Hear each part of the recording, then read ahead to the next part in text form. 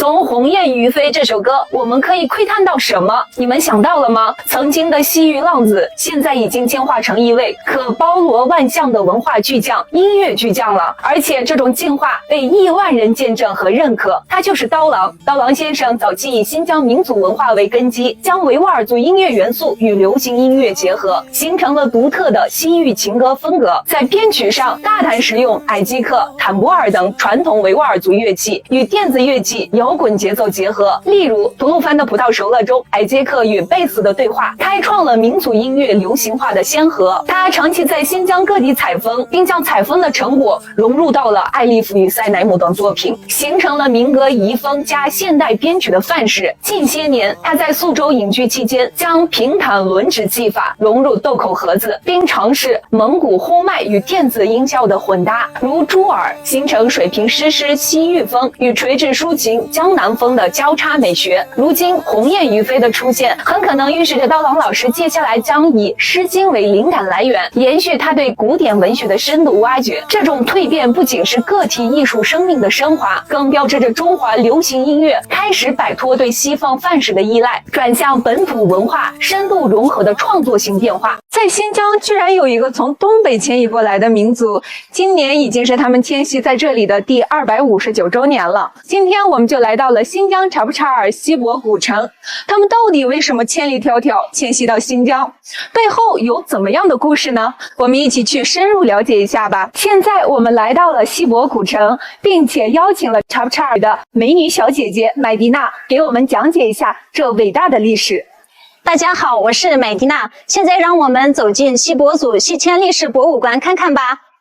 麦迪娜，锡伯族为什么要西迁呢？是这样的，乾隆年间，清朝政府派出大批军队，先后平定准噶尔叛乱和大小和卓之乱，最终统一天山南北。清政府为了加强西北边防，陆续从内地抽调8旗官兵，携带家眷到天山北部，长期驻防屯田。但新疆西部地区地处祖国边陲，其战略地位非常重要。虽有上述各营官兵前来驻防，但人干兵力不足。乾隆28年，也就是1763年，明瑞将军向乾隆皇帝请奏，请求增加驻兵。1764年，清政府决定从深津（现在的沈阳）调遣锡伯官兵1020名，连同眷属共计4295人，分2批出发，前往伊犁驻守边防。骁勇善战的锡伯族军民领位受命，书写屯垦戍边的光辉历史。他们从沈阳出发，出张五台边门，翻越大兴安岭南段后，干渴使很多人毙命。为解决饮水问题，锡伯族在蒙古大漠打下了深井。当队伍到达乌里雅苏台办时，正值农历8月末，漠北蒙古草原已是寒气凌人。队伍休整了7个月，再次出发。乾隆30年，也就是1765年，农历7月，锡伯军队先后抵达伊犁，胜利完成了万里戍边的壮举。据统计，西迁的锡伯军队带着老人、妇女和小孩，只用了459天就走完了全程。他们以忠贞的爱国之心和顽强的精神创造了西迁的奇迹。为了纪念这次壮举，每年的农历4月18定为锡伯族的西迁节，欢迎全国各地的朋友来和我们一起过节哟。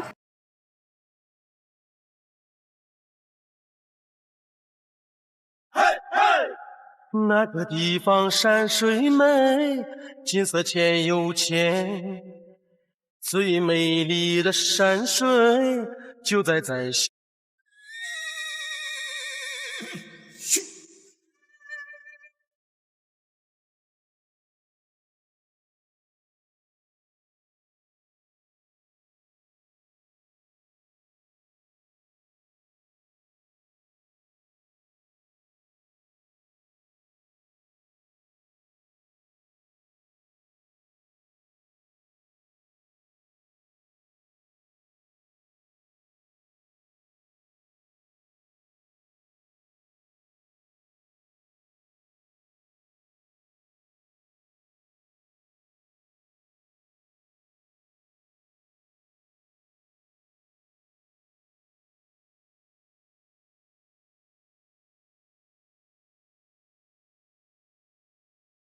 If we ever broke up, I'd never be sad. Think about everything I thought we had. If we ever broke up. If we ever broke up.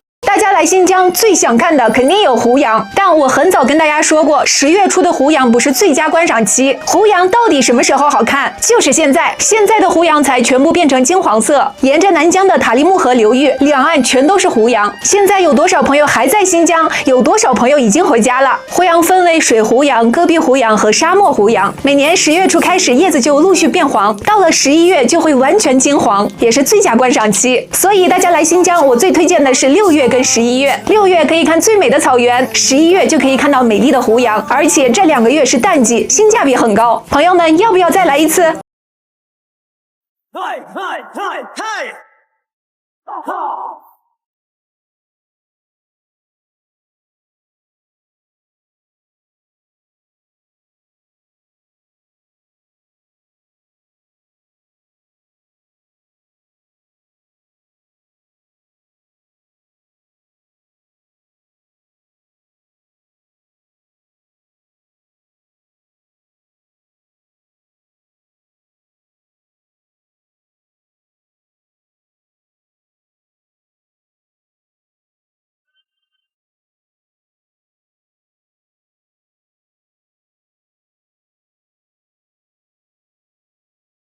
嗨！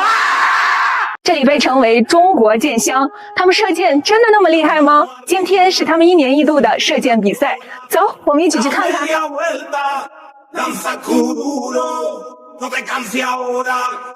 他们真的厉害，我刚才了解了一下。原来锡伯族人又被称为射箭民族、骑射民族。锡伯族人擅长射箭，察布查尔的锡伯族家家有弓箭，人人自由学射箭。重大的节日，他们都要举行赛箭盛会。小小的村庄也会立起木杆，挂上射靶。输家要当中宰羊，请赢家以及众乡亲友好好吃上一顿。锡伯族喜爱射箭运动，具有悠久的历史。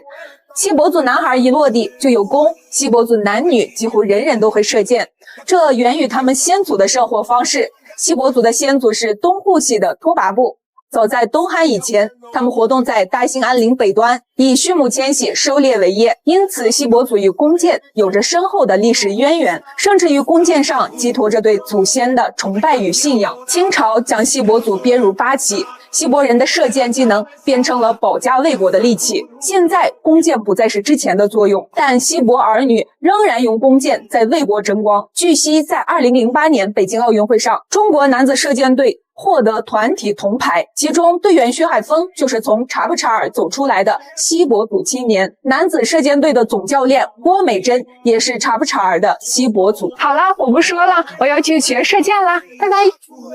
女孩嫁人后是不是户口都随夫迁走啊？新疆有一个女孩，她结婚10几年了，至今都不愿意把户口从妈妈户口本上迁走，而且这个妈妈还不是她亲生妈妈。这是一个真实的故事，她叫王树珍，早早就失去了自己的亲生母亲，可她却意外拥有了一个全世界最伟大的妈妈，那就是收养了10个孤儿，养育了19个孩子的新疆妈妈阿尼帕。王树珍11岁时，父亲就去世了，母亲改嫁后没多久也撒手人寰，她和兄妹4人就开始了流浪生活。那是1977年，流浪要饭可不是那么容易的。小树珍身上衣服又破又脏，头上长满了头痫和癞疮，身上也是有刺鼻的味道。阿尼帕妈妈看到了小树珍的样子，伟大的母爱油然而生，她一把将小树珍搂在怀里，眼泪不自觉哗哗地流了下来。小树珍戴了一顶破帽子，已经和头上的脓疮粘在一起了，完全没有一点女孩子的样子。在新疆，女孩子的辫子可像她的命一样珍贵。阿尼帕为了治好小树珍的头痫赖疮，每天带她去医院上药。2个月后，小树珍的头发慢慢的长了出来，恢复了她清秀的面庞。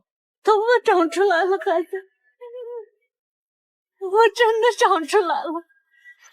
后来，阿尼帕妈妈收养了小树珍，同时也收养了她其他3个兄弟姐妹。阿尼帕妈妈给了小树珍一个温暖的家，也给了她伟大的爱。至今，王树珍还依然留着过膝的长发。她说，这是妈妈给她的青丝，更是这份博大母爱的见证。结婚10几年，她始终不愿意把户口迁走。她说，她不想离开这个大家庭，在妈妈这里，我哭了。在妈妈这里能待多久就待多久。国家正在秘密培养一批高精尖人才。看，这一批是南极科考队潜力队员，这个是全新的鬼步舞者，这个是潜雪运动员，这一批是预备役，个个都是当班长的好苗子。从这2天看来，东北的雪已经封了，这像自然灾害似的下雪，让人有点服啊。新疆的雪相对温和，但有些地方也是从每年10月到第2年5月，整整7个月被白雪覆盖的。今天我们说几件下雪天一定要注意的事儿，关键时刻能保命。第一，如果是大雪天，家人出去应酬，一定要盯着他回到家才能睡，不然有可能人第2天就成冰雕了，这可不是开玩笑。第二，大雪过后，走路要远离建筑物，很多房檐上是有凶器的，这冰锥很锋利，就算没有冰锥，遇到房顶的雪崩也是常事儿。第三，旗杆可不是甜的，如果你想变成旗，那你就试试吧。第四，车在室外，车门经过一夜，真可能会被冻住，有时候雪夹杂着雨下来，车表面可能被冻上一层冰，想开门得一点点敲。还有一种情况是，车辆行驶的时候开着空调，车内温度高，下车后被雪覆盖，车内外温差导致雪融化，也会把车门冻上。这种情况可以在停车后打开所有车门，让车内热气散去，平衡温差。第五，千万别主动有打雪仗的想法，更不要尝试着拿雪球向别人丢出去。如果真的打起来了，别倒下，如果倒下了，记住正面朝上，别问为什么。他本是名门之后，一位书生，却只带了36人横扫西域50国，他为何投笔从戎，又是如何创下这丰功伟绩？今天让我们了解一下西域小霸王班超的传奇一生。班超的父亲班彪、哥哥班固、妹妹班昭都是著名的史学家。我国的第一部纪传体断代史《汉书》就是其哥哥所著，妹妹补写。而班超虽然胸怀大志，但一直未能施展，30多岁还只做文书抄写工作。后来他有机会随杜固将军出征，才显现了他与众不同的才能。有人就说了，征战西域打的不就是你们那儿吗？这事儿你怎么看呢？古人云，你说的不对。实际上，一直以来与大汉抗争的是匈奴。王莽篡汉之后，西域诸书国脱离了中央王朝的管辖，被北匈奴控制。匈奴对西域各地敛税重苛，各国的日子苦不堪言。在很长一段历史长河中，西域一些属国是在夹缝中求生存。列入著名的楼兰，文人墨客对其口诛笔伐，将军战士更是不破楼兰终不还。主要是因为楼兰两面三刀，立场不坚定。说回班超，他出使西域的第一站就是来到了鄯善，现在新疆罗布泊西南一带，楼兰就是这里了。在鄯善的这一站让班超一举成名。刚到鄯善时，鄯善王对班超团队嘘寒问暖，礼敬备至。可随着匈奴团队的到来，鄯善王态度大变，班超察觉到其中的含义，当即决定一不做二不休，计划将匈奴团队灭了再说。但双方人数差距较大，班超团队共计36人，而匈奴团队有100多人，这正是体现班超有勇有谋之时。他先是激励团队，接着酒劲给大家一人扎了一针鸡血，后是明确分工，出其不意，亲自带队全歼匈奴100多人。第二天，鄯善王一出门看傻了，默默地问一句：“我说我没参加这事儿，匈奴信不？”经此一战，班超升至军司马，继续相信而行。3年时间收复于田和疏勒，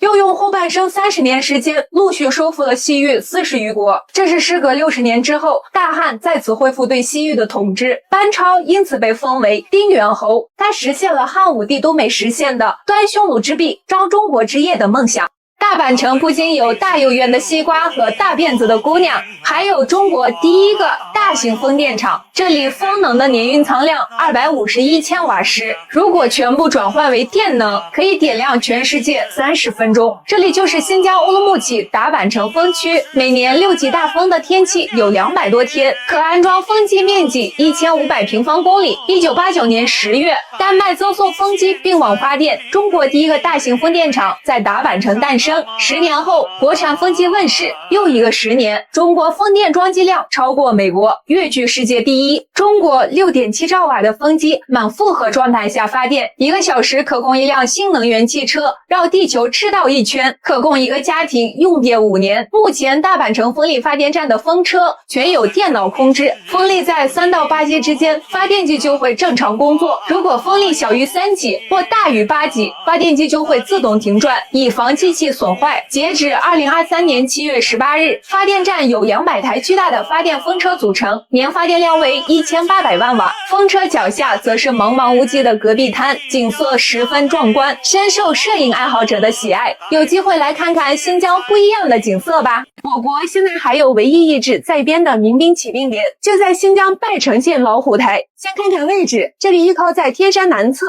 平均海拔有2000多米，地势起伏大，到处是灰秃秃的戈壁和沟谷，交通非常不便利，因此马变成了这里最重要的交通工具。也是这个因素让骑兵连得以保留至今。冬天这里的气温能降到零下20-30度，骑兵们要踏过坑坑洼洼的雪地，走过不到50厘米宽的陡峭山路，旁边就是几百米深的悬崖。在这样的环境下进行训练巡逻，骑兵和他们的马要成为最亲密的朋友，需要完全相互信任，默契配合。不是所有的马都可以做军马。判断马的潜质，第一要看个头，头高2.2米左右，背高1.7米左右，最适合骑乘。马一般要在4岁上下。其次马蹄要大，最好直径大于15公分，走路稳健，胸骨宽，屁股大的为佳。第二要看速度，马群中马蹄落地声音越小，说明动作越轻盈，跑得也会越快。第三，看性格，要选择性格好的，不易怒，不暴躁的，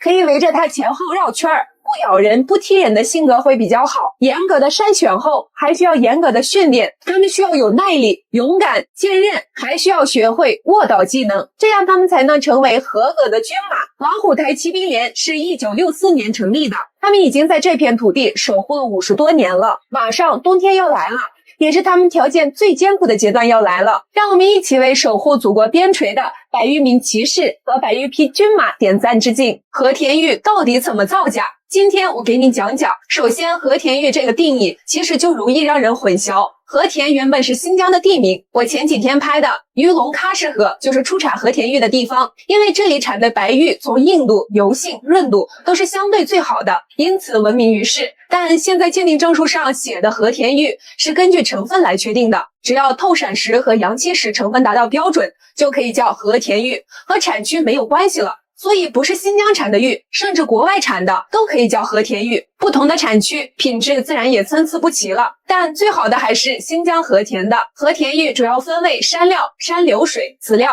戈壁料4类。山料顾名思义就是山上的料子，表面比较粗糙，棱角分明，比较原始。籽料是山料随着山洪滚落到河流之中，经过1万年的冲刷，杂质剥落，保留最精华的部分，形成圆润的玉石，而且由于矿物质的累积，形成各式各样的皮壳。山流水是指接遇山料和籽料之间的玉石滚落下来的时间还不够，没有完全形成籽料的玉石。戈壁料是在戈壁滩发现的玉石，表面一般会分化，这里面籽料最为难得，也是最贵的，因此和田玉最常见的造假之一就是做假籽料，用一些其他区域的料子，通过搅拌机人工模仿大自然河水冲刷，模仿籽料的形状，再人工上色，模仿籽料皮色，高价销售。第二种作假就是产区的混淆，就是俄罗斯、韩国或者其他区域的料子假冒是新疆产的，高价销售，这种很常见。因为消费者一般情况下根本看不出来，这种都算是有一点良心的骗子。第三种是成分造假，拿非和田玉冒充和田玉，成分都不对，这种玉一般成本极低，但是卖几百上千，如果不专业的鉴定，一般人是看不出来，这是最恶劣的。你还知道其他的造假方式吗？可以分享到评论区里面。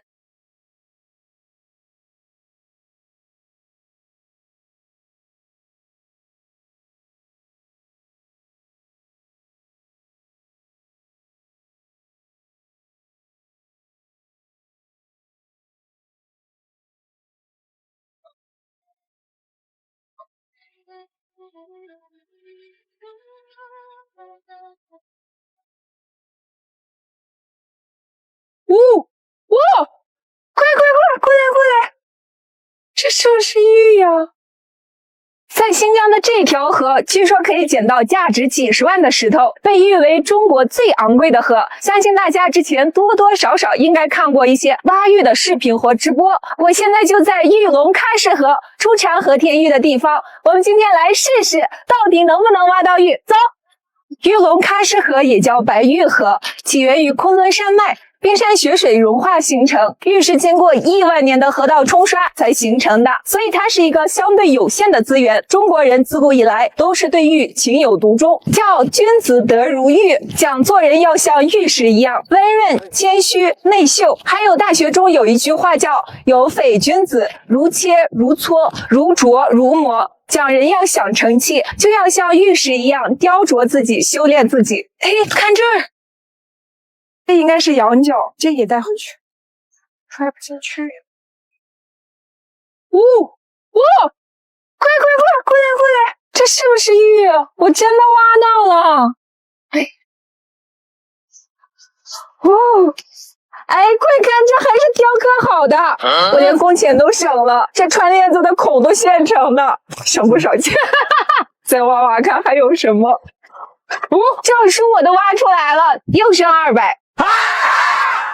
其实这条河道已经被大型挖掘机翻过很多遍，你说真正挖到玉的可能性大不大呢？还有就是真正的和田玉其实是蕴藏在古河道之中，大部分和田玉矿随着地形变化，现在其实是在山上，每年可能随着洪水冲下来一些，但也不太多，因此在现在的河道中能不能找到玉，全靠运气啦。大家都知道，汉武帝派张骞出使西域，才逐步了解西域这片神秘的土地。那西域到底是如何起源的呢？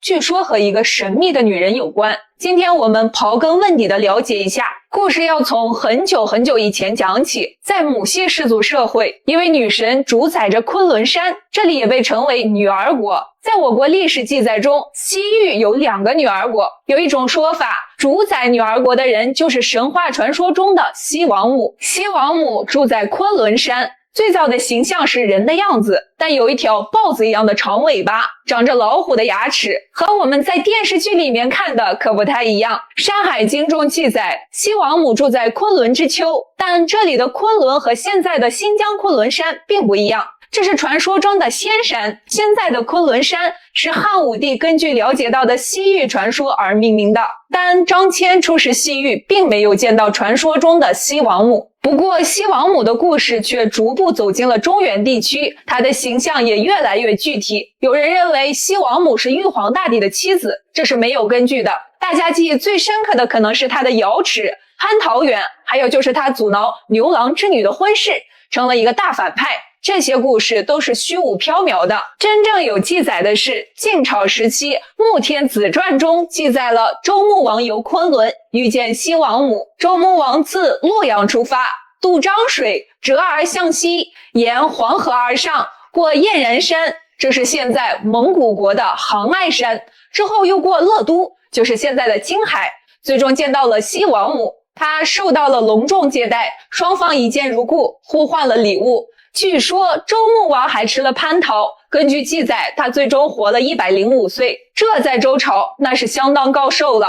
西王母的故事是西域文明的源头，这个源头到底是虚无的还是真实的，我们说不清楚。但是在新疆的考古发现，又让一切披上了一层神秘的面纱。关注我，后面还有好多集呢。新疆这古城设计的，看节目的观众比演员还累呢。大家好，我是新疆小谷，很荣幸应新华社邀请担任修我中国栏目体验官。今天让我们一起去看一个独特的古城——喀前城。西安的大唐不夜城能让你重温盛唐风采，而新疆的喀前城能让你领略大汉雄风。但有一个问题就是，这里是沉浸式演出，太费观众了，大家需要一边看一边跟着演员跑，6场演出环环相扣，穿插在古城各个角落，持续2个多小时，能让你不知不觉跟着跑上3-5公里。这里演员好几百人，置身其中，瞬间有些恍惚，仿佛穿越到西域。胡姬舞得再快些！胡姬舞得再快些！李白喜爱的胡旋舞，在这里就能看得到啦。它前城位于新疆阿克苏的沙雅，这里有一座乌什喀特古城遗址，乌什喀特意思为三重城。经过考证，乌什喀特古城也就是公元91年西域小霸王班超任职的西域杜护府所在地。班超来到西域后，帮助西域各城邦稳定混乱局势，带领民众屯田拓荒，奉行百业，恢复了东汉中央政府对西域的管理。他仅凭36人收复西域50国，靠的不是杀戮，而是仁政。他前古城正是沿着班超将军西征的故事，印迁西域，书写丝路华章。现在的他前城总建筑面积34000平方米，今年10月正式开放。这里的演员小姐姐可好看了，国王很霸气，王子也很帅，跟着跑3公里也值了。大家有机会来新疆，不能错过这梦回秋瓷的机会。当然来了沙雅，可不能只去他前城。全世界最大的原生态胡杨林也在这里，吃着阿克苏冰糖心苹果逛胡杨林，别提多美了。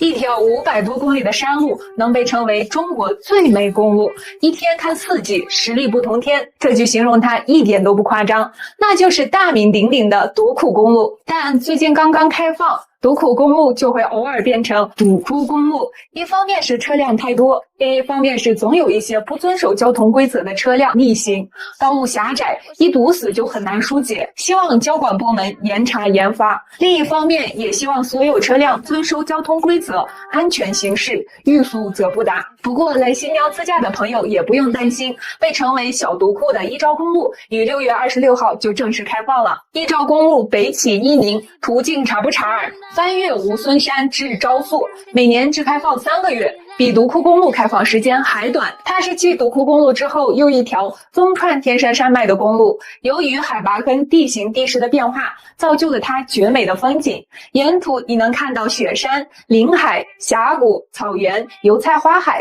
全程会让你惊喜不断。总长180公里，沿途有很多停车点，开起来也不会那么累，是自驾又一条非常好的选择。但在这里要提醒大家，伊昭公路道路比独库公路还要险峻，路窄、坡陡、林崖，大家行驶更要注意安全，爱护环境，文明出行。有朋友说，在新疆自驾100公里的路要开2个小时，这可不是因为路不平，是因为有这些小可爱，这些小可爱，这些小可爱，你能开得动吗？另外一路上有这样的风景，这样的风景，这样的风景，不得下车拍个照吗？新疆各个景点之间的距离确实很远，但路上的风景也同样美不胜收。实际上，当你进入新疆那一刻起，你就进入了一个166万平方公里的景区。在这里，你要放慢脚步，享受与大自然融为一体的美妙。别看导航上的时间，上班才需要准时，而山海却要你自由。什么？2023年或成为历史最热年？近期亚洲多地已刷新最高温记录。那么中国历史上最高的温度记录出现在哪里？据记载，在1953年和1956年7月24日，中国新疆吐鲁番地区测得 47.6 摄氏度的高温。1975年7月13日，吐鲁番民航机场还曾观测到目前中国的极端最高气温达 49.6 摄氏度。所以新疆吐鲁番盆地是当之无愧的中国高温之王。吐鲁番地区为什么气温那么高？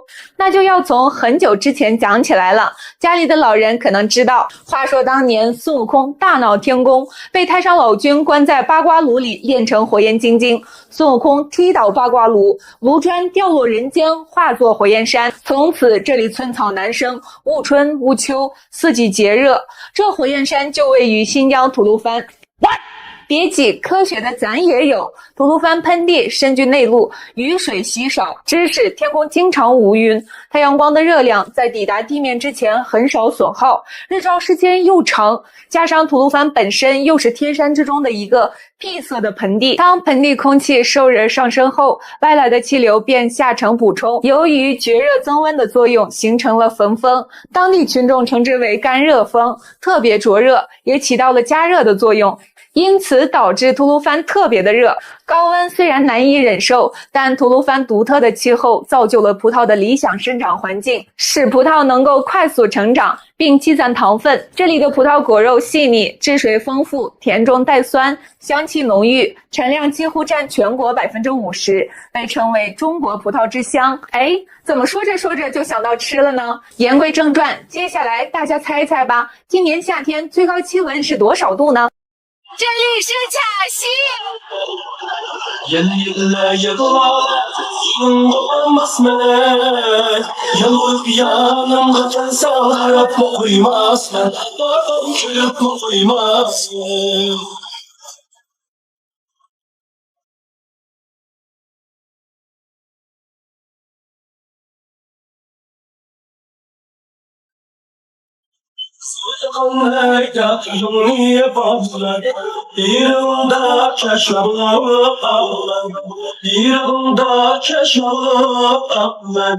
来新疆，如果你想自驾加露营，只有7到10天的时间，那乌鲁木齐到卡西一定是非常好的选择。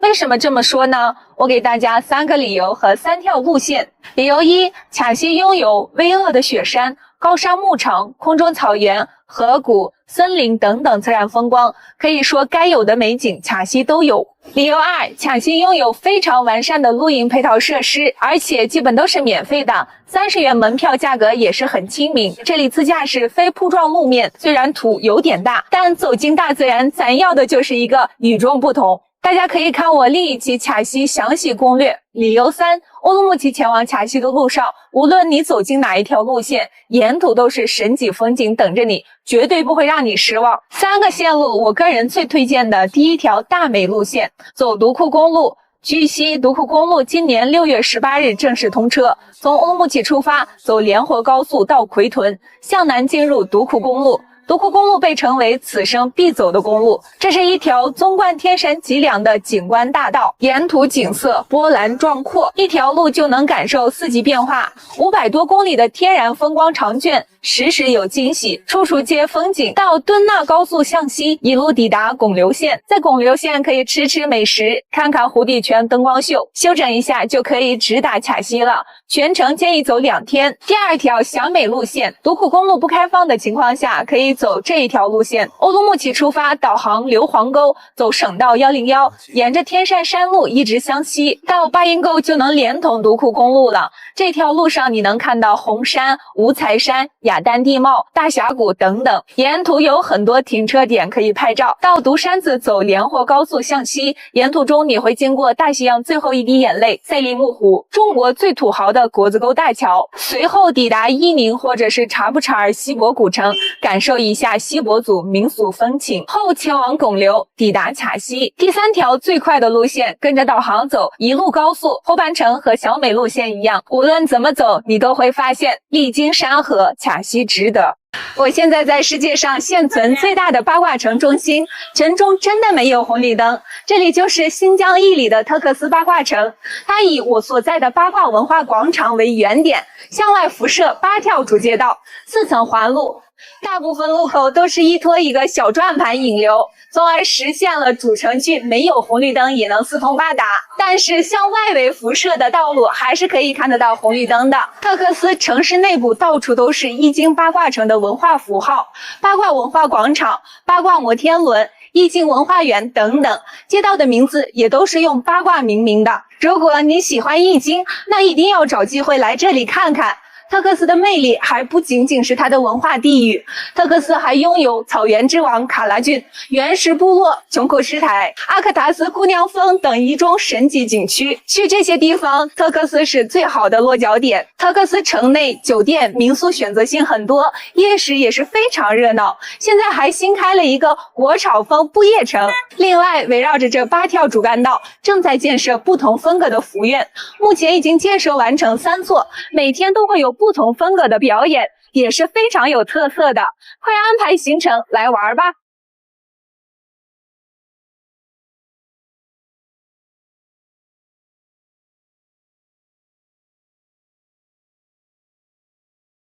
都什么年代了，山上还有拦路的。你知道卡西吗？就算没来过，是不是也觉得在哪里听过？这里是新疆近几年来非常火爆的一个景区，是伊犁自驾游的首选。在卡西，30元门票就可以让你进入红化森林。这里拥有高山牧场、立体草原、雪山、河流、云山、峡谷，山上还有蓝雾峡。在这里开车一定要小心行驶，注意安全。卡西内有一个30多公里的自驾大环线。来看地图，大家从游客中心购买票可以直接到燕子桥的接待中心。这里有配套非常完善的露营基地，这里停车免费的，露营基地是免费的，天幕帐篷区域免费的，连配套的洗澡沐浴也是免费的。景区餐饮都是统一明码标价，价格也算合理。你说吧，还有谁？在这里休整后，可以选择驾车或者是栈道徒步到卡西画卷。这里是卡西的名片，一定要打卡。石门瀑布这条路车是上不去的，可以坐曲线车20元每人，也可以旁边租个马骑上去，价格是80元1小时。这条路上的夕阳简直绝美，沿着卡西画卷向西一路也是非常美丽的风光。这里重点说一下，这段路有几条涉水路段，2驱车也能走。但最好是4驱车，还有就是有一段路没有信号，导航不能用。虽然道路曲折，但历经山河，卡西值得。我朋友来新疆玩10天，花了32万，机票、酒店、租车、吃喝玩乐，一共花了不到2万。在路上撞飞一头牛，修车加陪牛花了30万。在新疆很多地方，公路和美景是融为一体的，山路蜿蜒曲折，沿途都是绝美风景尽收眼底。就例如卡西的卡塔环线，全程可以自驾，全长30多公里，路边就是河谷、云山、森林、空中草原。卡西画卷这一段路更是美得无敌，你开在路上就像画中的人一样，看着风景，风景里的人也同时在看着你，看着看着就忘了看路了，开着开着就开超速了。但可别忘了，这美丽的风景可是咩咩闷闷的客餐厅，他们会随时出现在你面前，这样的亲密接触可很危险，所以一定要减速慢行，注意安全。到指定的停车打卡点，在最好的角度拍最美的照片。如果你也喜欢新疆，记得关注我哟。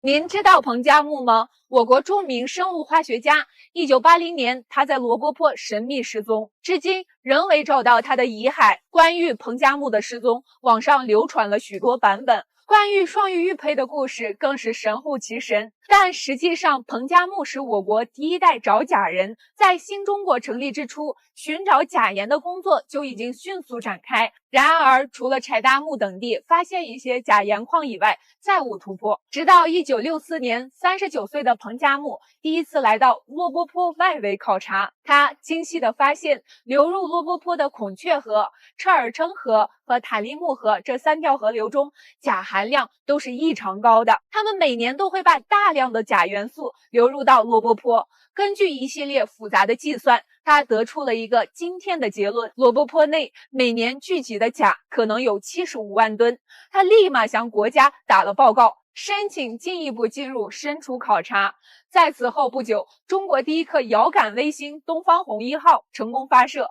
从遥感图上看，罗布泊地区钾元素的放射量极高，也验证了彭加木的猜测。1980年6月，彭加木3滩罗布泊，一行11人的考察队艰难地克服高温、干旱、缺水、流沙等难题，向罗布泊内行进了约450公里。1980年6月17日，考察队在库木库杜克附近扎营，此时汽油和水所剩无几。为了解决困难，彭加木留下一张字条，独自外出找水，走向沙漠深处，不幸失踪。彭加木的失踪给罗布泊更添加了几分神秘。此后一段时间里，很多人对他望而却步，直到16年后，一位女科学家却依然踏上了征途，她就是中国著名地质学家王米粒。来看这个视频，一个彪形大汉正把一个小朋友捆绑在一个窄床上，小朋友不光没有怕意，还笑呢。原来这是爸爸妈妈正哄一个小朋友睡觉。这一评论区那是一片声讨，到底是什么人才用这样的方式哄小孩呢？说到这儿，我就不得不拿出这个给大家看了。看，猜猜这是什么？中间还有一个洞。来，再看看这一对，猜猜这又是什么？注意啦，来新疆的朋友千万别把这个当成烟袋锅买回去。我要说这个和上面那个带动的小床是一套，配合使用的。仔细想想，是不是就能猜个大概啦？这个床就是维吾尔传统的婴儿床，这两个小配件，一个是男孩，一个是女孩，大家知道了吧？来，请看正确的操作方法。小床下面是有圆弧的，可以摇摆，小洞下面可以放一个小桶，通过小工具就可以起到引流入桶的作用了，这样就不需要尿不湿了。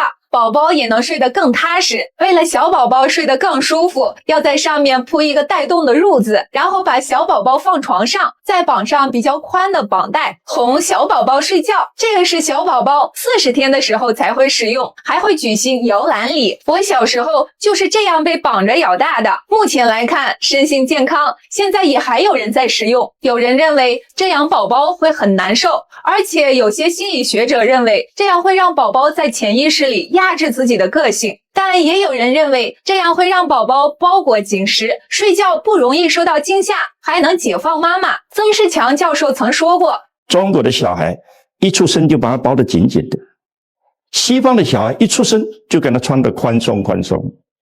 哪个对？中国人对。我们一来就把他包起来，包起来，还用绳子扎起来。小孩要动啊，要动他就要出力啊，他从小就要奋斗啊，然后他斗志就很强。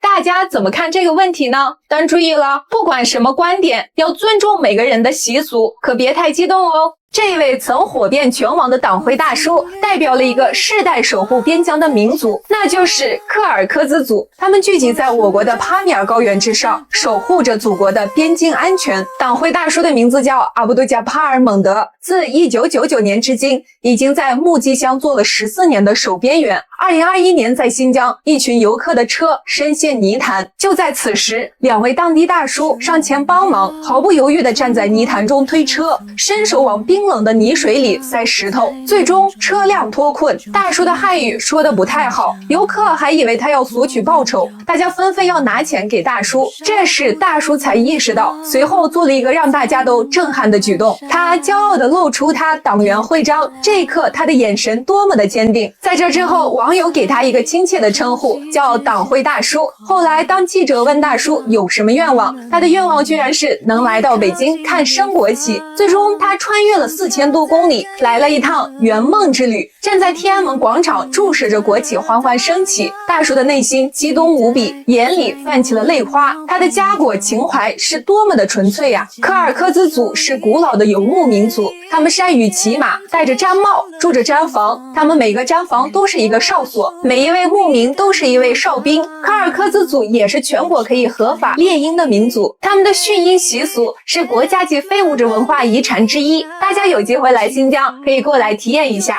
他们就生活在新疆克孜勒苏柯尔克孜自治州，简称克州，也是我国日落最晚的地方。据说在东北也有柯尔克孜族。东北老铁，你们知道吗？新疆的棉花丰收了，看我手中的就是新疆的长绒棉。为什么有些坏蛋要想尽办法抵制我们的新疆长绒棉？什么是长绒棉？新疆的棉花又为什么好？点个赞，关注我。今天我们详细讲一讲，我国是世界第1大产棉国。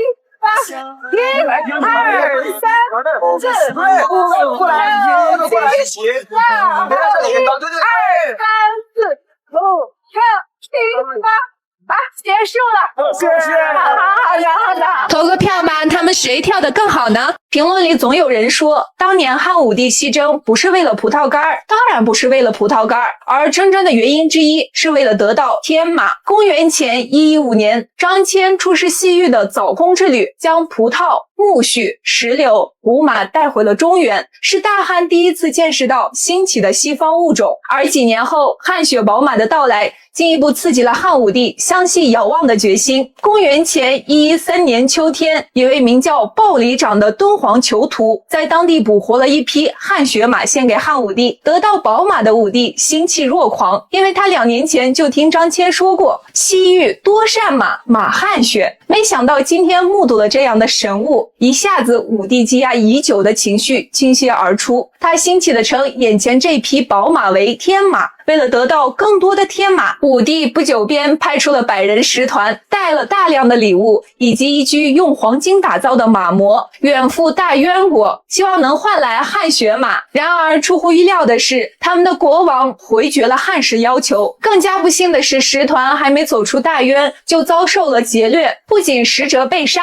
金马也被掠走。闻知此事的汉武帝勃然大怒，他立誓要让他们付出代价。公元前104年秋，武帝命李广利将军率领骑兵6000，外加部族2万，从敦煌出发远征大渊。由于出兵过于仓促，军队补给未能跟上，汉军大败，逃回仅剩数百人。3年之后，他再次命李广利率军出征。这次他汲取了之前的教训，做了充足的准备，不仅派给李广利整整6万名士卒，还有战马3万匹、牛10万头，以及大量羊、驴和骆驼，还特意派了2名相马专家一同前往。没多久，大原发生政变，叛变的贵族杀死国王，并向汉军议和。最终，汉武帝得到梦寐以求的天马千余匹。现在中国最大的汗血宝马集中地就在新疆的乌鲁木齐，有机会来看看吧。谁家有嘴硬的，联系我，给我留个地址。新疆有中国50%的骆驼，嘴硬的请看这个视频。这个骆驼嘴里吃的就是骆驼刺。骆驼除了吃这个，还吃仙人掌，嚼的可香了。这视频看的是不是呲牙咧嘴的？有人就问了，骆驼吃这些不扎嘴吗？点个赞关注我，我给你讲讲关于骆驼的冷知识。由于沙漠中植物稀少，骆驼不得不吃这些沙漠里面为数不多的植物。经过长时间的进化，最终骆驼的嘴唇和舌头都皮糙肉厚，口腔内壁还分布了很多肉刺，而且已经角质化，非常坚硬，可以梳理植物上的尖刺。此外，骆驼有3个胃，一个用于存水，一个用于存食物，另一个用于消化。骆驼刺会在存食物的胃里被软化，因此骆驼能游刃有余地吃掉它们。骆驼的计数单位不是只，也不是匹，而是峰。据统计，新疆大概有22万峰骆驼，是全国骆驼最多的地方。骆驼还分为双峰和单峰，一个驼峰的叫单峰驼，2个的叫双峰驼。我国常见的是双峰驼。骆驼的驼峰里面不是水，而是脂肪，因此双峰驼更耐旱，更适合沙漠长途跋涉，而单峰驼腿长，跑得更快。骆驼奶相对于牛奶、羊奶营养价值会更高，而且产量少，因此价格也会更高。这就导致市面上五花八门，啥样的驼奶都出现了。前段时间被打假驼奶粉的某大 V 也不知道最终结果是怎么样。最后看看骆驼嘴里吐出来的这个，可不是它的舌头啊！有人知道它是什么吗？秋天若有10分美，定有9分在新疆。这里是世界胡杨公园，千年秘境沙哑。这里有世界上最大面积的原生态胡杨林，足足470万亩。古人云：听歌就听刀郎，看景就看胡杨。10月下旬是欣赏胡杨的最佳季节。我现在就在阿克苏的沙哑，10月的胡杨到底有多美？来，跟我一起看看吧。行走在胡杨林中，仿佛在欣赏一部穿越千年的史诗。苍枯的皮肤之下是源源不断的生机，水胡杨也是同样的震撼。胡杨的生命力极强，它可以让茫茫大漠充满生机，这就是它最大的特性。耐盐碱，顶风沙，无惧酷暑，不怕严寒，在这广阔的天地间顶天立地，自由生长。你猜猜这个胡杨多少岁了？2个我都抱不起来。这个是什么？谁知道呢？这里是死后的胡杨，1000年不倒，倒后1000年不朽。这就是不屈不挠的胡杨精神，这就是喝着塔里木河水长大的洋娃子烤的羊肉串，这是中国最好吃的羊肉之一。胡杨木炭火烤制。到新疆，大家听到的这个洋娃子就是小羊羔的意思。每年10月，沙亚会举行规模浩大的胡杨节，同时在这里还会开展汽车拉力越野、户外露营、风情歌舞、篝火晚会等活动。这里不光风景优美，善良淳朴的人民也特别热情。快做好计划出发吧！如果你爬到4000米以上的雪山，就有可能遇到这样的生物。它们通体雪白，非常善于攀爬，头上有2个像匕首一样锋利的角。它们经常跟踪潜伏在旅行者身后，伺机而动。如果不小心让它们靠近你，它们就会瞬间张开大嘴，疯狂的开始舔你。没错，就是舔你。这就是雪羊。雪羊非常喜欢吃盐，日常雪羊会花费大量的时间舔食岩石，获取微量盐分。如果碰见游客，他们会通过舔食登山者皮肤获取汗液中的盐分。如果不让舔，有人挨过揍。所以登山一定要带一包盐，被盯上了可以拿出盐保全自己。如果实在不想给，打赢了烤全羊的时候也能用得上。在新疆，这种白白的羊名字很洋气，叫冰茶居栗，在东天山山脉一带野外生长，是冬季吃着冰茶草长大的居栗。只有在每年冬季封山后，经过严寒洗礼的高山居栗才能称之为冰茶居栗。按新疆哈萨克族人的说法，入冬后最好的盛宴当属冰茶居栗，它也一直是新疆人待客的一道顶尖美食。喜欢羊肉的朋友，带着盐来新疆吃肉吧。在新疆的草原上出现了神秘的草原食人，这些草原食人主要来自于新疆伊犁、昭苏县和阿勒泰地区的草原，距今已有3000年以上的历史。虽然看起来高矮胖瘦各有不同，但其实只分为2种，一种叫萨木特食人，以清河县萨木特木地食人最为典型，特点是只注重表现脸面器官，圆脸、圆眼，鼻子呈3角形，颧骨明显，大嘴。另一种则叫开纳尔食人，以阿勒泰市开纳尔木地食人最为典型。食人不仅雕刻出了脸部，有的也雕刻出了手臂、圆形或桃形脸面、方支笔、小嘴。由于这2种食人主要发现于古墓地附近，因此我国最早发现这种食人的清末旅行家许嵩认为他们是墓葬的附属品，但实际上直到现在也没有人知道他们是从哪里来的，是谁造的，又或者是做什么用途的。草原食人也还是亚欧草原上10大未解之谜之一。这些食人不仅在新疆有，包括内蒙古、蒙古国、哈萨克斯坦、塔吉克斯坦等诸多国家领土上都有发现。但是考古学家在仔细研究过这些地方的历史后，并未发现关于其功能的记载，所以只能通过一些蛛丝马迹去判断。大家猜猜这些石头人是做什么的呢？你们有没有看过这样的眉毛？是不是很好奇为什么有的新疆太丑了是不是很好奇为什么有的新疆姑娘眉毛会连在一起？其实这就和我们的一个习惯有关系。